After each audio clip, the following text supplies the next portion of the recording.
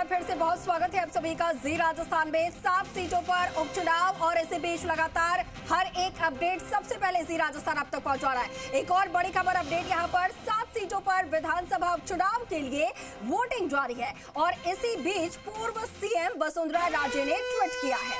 तो वसुंधरा राजे ने मतदाताओं से अपील की है कि ज्यादा से ज्यादा संख्या में मतदान करने की अपील वसुंधरा राजे ने की है और ये ट्वीट करके ज्यादा से ज्यादा संख्या में मतदान करने की अपील वसुंधरा राजे ने की है।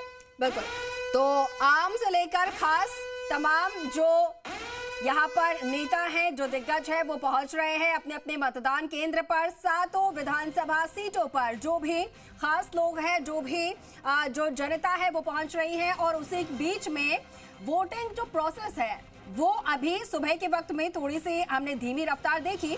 उसी को लेकर लगातार जी राजस्थान भी अपील कर रहा है और साथ के साथ अब दिग्गजों की भी जो अपील है वो सामने आने लगी। और इसी बीच राजस्थान की पूर्व सीएम वसुंधरा राजे ने भी ट्वीट किया है और इन 7 विधानसभा सीटों पर जो जनता है उनसे अपील की है कि घरों से निकलिए और अपने मताधिकार का प्रयोग कीजिए।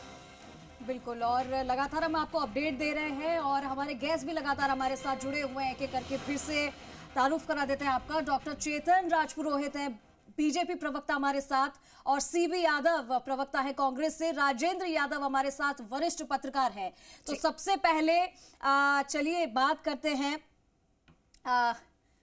डॉक्टर चेतन राजपुरोहित जी, आपके पास मैं आना चाहूंगी।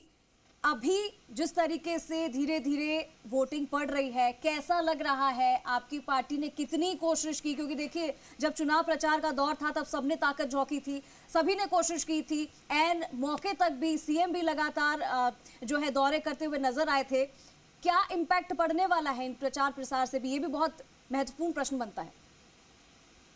भारतीय जनता पार्टी कोई भी चुनाव हो, चाहे पंचायत का हो, चाहे विधानसभा का हो, चाहे लोकसभा का हो, पूरी शिद्दत के साथ लड़ती है, हर चुनौती को स्वीकार करती है और चुनौती के साथ लड़ती है और मेहनत करती है। भारतीय जनता पार्टी की सबसे बड़ी विशेषता है कि भारतीय जनता पार्टी का कार्यकर्ता नेतृत्व मेहनत करता है, तपस्वी कार्य करता है। बिल्कुल, मेहनत तमाम की है।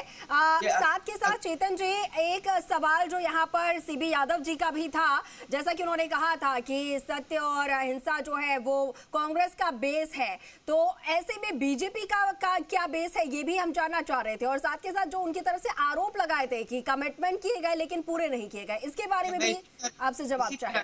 मैं इनके एक एक बात का जवाब दे रहा हूँ। सबसे पहले उनका ये झूठे वादे करते हैं। सबसे पहले इनका स्टेटमेंट था, झूठे वादे कौन करता है? 1 से 10 गिनूंगा और किसानों के ऋण माफ हो जाएंगे। राजस्थान के अंदर विधानसभा चुनाव रैली में राहुल गांधी जी ने कहा था राजस्थान के किसानों की 22,000 किसानों की जमीन नीलाम हो गई। झूठा वादा वो होता है जो लोकसभा चुनाव में कहा था, खटाखट फटाफट झटाझट 8,000 रुपए जैसे रिजल्ट आएगा किसानों के, जनता के खातों में आ जाएगा। वो सफेद झूठ होता है। सफेद झूठ वो होता है जो कांग्रेस सरकार अपने शासन काल के अंदर लोगों को भ्रमित करती रही थी। अब दूसरी बात है, तो हमारे मित्र ने एक बात और कही थी, आदिवासी सम्मान। ये वही कांग्रेस पार्टी है जिसने महामहिम राष्ट्रपति द्रौपदी मुर्मू जी का विरोध किया था चुनाव के अंदर। एक महिला आदिवासी राष्ट्रपति का ये कांग्रेस पार्टी ने विरोध किया था, भारतीय जनता पार्टी ने उम्मीदवार बनाया था, आज वो महामहिम राष्ट्रपति है। तीसरा बात उन्होंने कहा था परिवारवाद।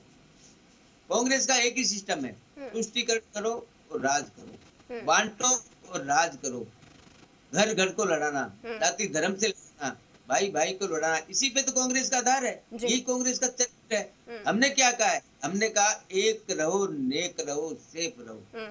हमने कहा भारत का नागरिक एक रहे, मेल मिलाप से रहे, सम्मान के साथ रहे, एक दूसरे के सुख दुख काम आए, बंटो मत, लड़ाई झगड़े मत, नेक रहो, ये कहा गया था। सीबी जी, आप भी इस बारे में कुछ कह रहे थे, बटेंगे तो कटेंगे, इसको लेकर कुछ आपका भी कहना था। उस समय आपकी बात अधूरी रह गई थी।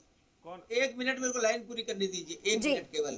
ठीक। सीबी जी ने मेरे को कहा था एक काम दिखाते केवल।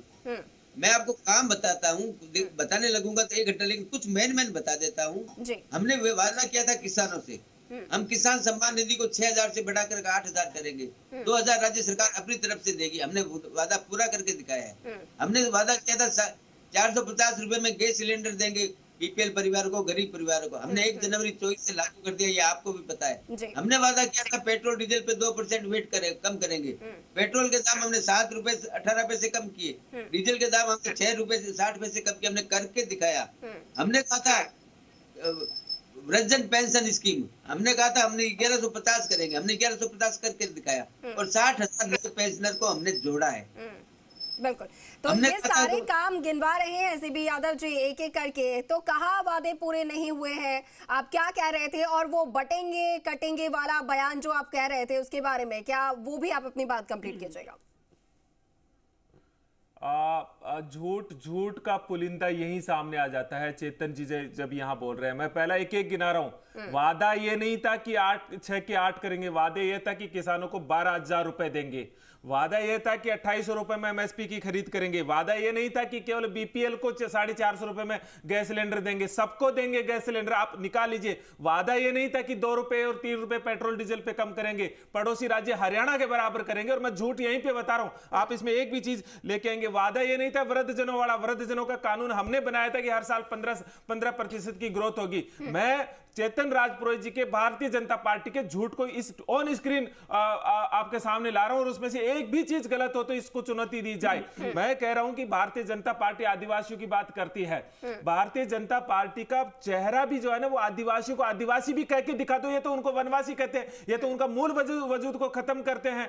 मैंने आपको बताया कि भारतीय जनता पार्टी का अगर आधार कोई ग्रंथ है तो मनुस्मृति है, और वो इसी तरह से तो मनुस्मृति को आप देखेंगे तो बांटना और काटने के अलावा कोई कुछ नहीं है इनका आधार वाक्य। आप देखिए, जब देश का आजादी का आंदोलन चल रहा था तब भी ये बांट और काट रहे थे। मेरा सवाल ये है, मैं एक चीज पूछना चाह रहा हूं, एक चीज नहीं, मैं एक चीज, कौन मतलब कौन बटेगा, मतलब मैं कह रहा हूं कौन बटेगा और कौन काट रहा है, सवाल ये है। आपकी पूरी राजनीति में मैं मतलब बता रहा हूं, कभी भैंस बेचना, कभी बेटी बेचना, कभी रोटी बेचना, कभी जुमरा, ये एक इनके आदर्श व्यक्ति जो है उनको, इनका आदर्श मैं फिर कह रहा हूं, बांटेंगे कटेंगे और अंबानी और अडानी को बांटेंगे, ये इनका जो है इनका आदर्श वाक्य है। और इन्हीं के पीछे है भारतीय जनता पार्टी की सरकार। कहां चल रही है सरकार? तो अंबानी और अडानी की चल रही है, इनकी तो कोई दूर दूर तक भी नहीं है। और रही बात अभी वसुंधरा जी ने जो ट्वीट किया ना, इसमें भी एक संदेश है। वसुंधरा जी साफ संदेश दे रही है, संदेश साफ दे रही है कि वसुंधरा जी के साथ जो कुछ किया,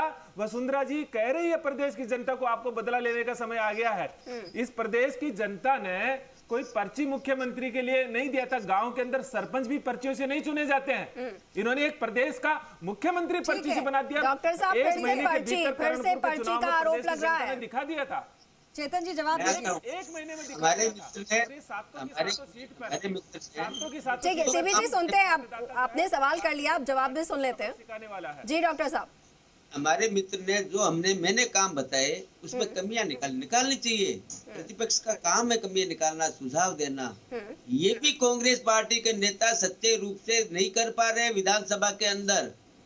ये भी कर ले तो धर्म निभा ले, विपक्ष का प्रतिपक्ष का धर्म निभा ले, वो भी नहीं निभा पा रहे, पहली बात। दूसरी बात, इन्होंने कहा हम लोग क्या करते हैं, हम तो केवल ये करें एक रहे नेक रहे, इससे ज्यादा तो हम कहीं नहीं रहे। इसमें कहाँ गलत है? ये कांग्रेस पार्टी वो पार्टी है जो तुष्टीकरण की राजनीति करती है। भारत के इतिहास के अंदर राजनीति के अंदर इस राजनीति में तुष्टीकरण का शब्द लाने वाले कांग्रेस पार्टी थी। ये आरोप लगा रहे थे हमारे नेताओं पर। मैं आपको बात बताता हूँ, तो कौन से मुख्यमंत्री थे जिन्होंने अपने डिप्टी सीएम को कहा था गद्दार आवारा? ठीक है, चेतन जी आपको यहाँ पर रोकना चाहूंगी, आप हमारे साथ बने रहिए। इस बीच एक बड़ी खबर